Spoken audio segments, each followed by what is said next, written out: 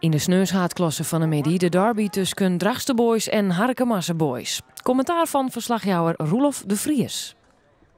Duel tussen de nummer 10 Drachtster Boys die hier een grote flater maken dat er de nummer 6 Harkemasse Boys rond de rechterkant van Trog is. De facet komt van Moesluw en die shot goed bolvrij steen. Inkoppen, maar hij laat hem clear. Of het bewust is of net, een goede spitse goal is het wol van Uldrings.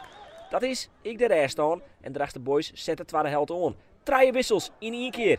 Eentje ervan is deze man, Bakels. Die had best wel een aardige actie. Had er niet nog goed het oortjoch. En een van die andere 2 wissels tikte hem er dan in. Willem de Jong, 1-1. Drachtster Boys zet dan aardig aan.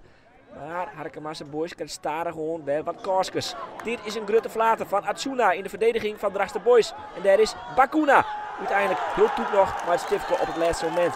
Hij zorgt ervoor dat het 2-1 wordt. Dat het een echte derby is, dat merk je op zulke momenten. Het duel hier tussen Sikko Bauer en Jordi van Wijk. Een tikje, het volgt van ta, dan nijtraapje van Bauer, kop een Chimakaroon en dan gaat het los. Dan komt Johnson Bakuna er onder bij, die heel dol los is. En dan komt er even op de trainer, Jan Flap. En de assistent scheidsrechter, die alles onder controle had. En ik, de scheidsrechter, Adriaan India. Ik ken de naam uit betellen voetbal. Want alles zij om bijzetten om het onder bedwang te houden. En uiteindelijk jouwt hij 2 hele kaarten.